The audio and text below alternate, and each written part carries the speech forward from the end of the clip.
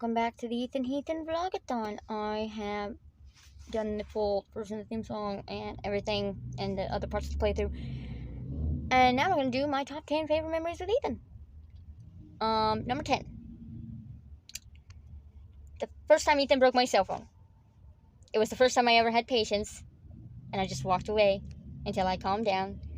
And when I showed him the cell phone, he started shaking. He was really cute. Number 9. I will say this is a trigger warning. I had a past drug addiction, and one day my mom was smoking a bowl, and she said, "Smoking 101 for puppies," and Ethan woke up from a dead sleep to crawl towards her like she was being serious. And I thought it was so cute that he thought she was being so serious, and I'm like, don't feel bad, Ethan. I think people are being serious literally all the time. And then when I think they're joking, that's usually when they're serious. It's really sad. Number 8. The time that Ethan made someone think he was being a lap dog, but really he was trying to keep someone from pickpocketing my backpack. Because it was a see-through, one of those ones with little holes. That design. Number 7.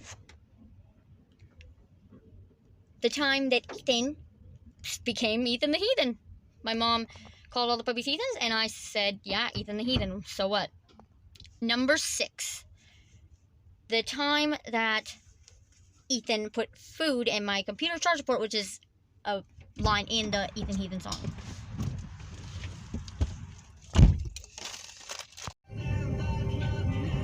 Number 5.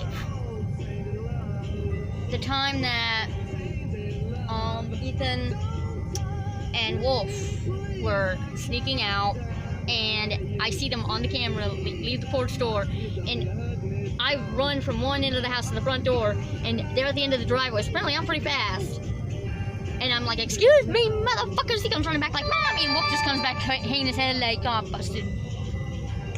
Number 4, the time that Ethan proved he was smarter than all of his siblings. He got out of a pen by climbing to the top and jumping over the door, and when his siblings were in the pen, they just whined about it. Who's the true escape artist in Genius? Ethan. Number 3.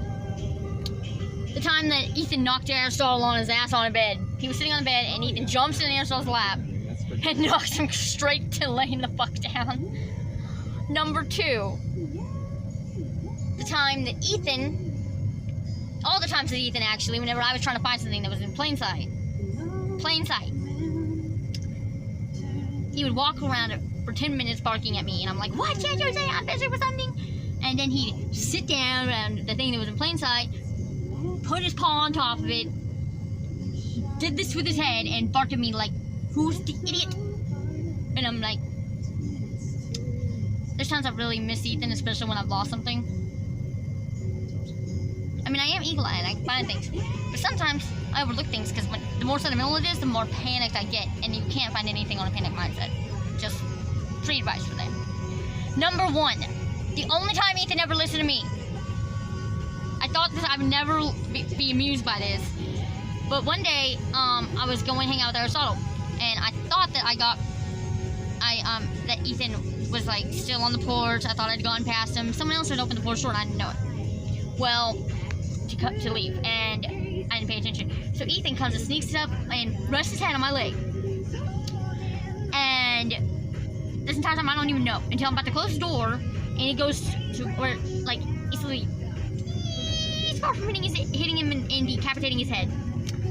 And I go, "Ethan!" and I push the door back open, and then he jumps on top of me after that.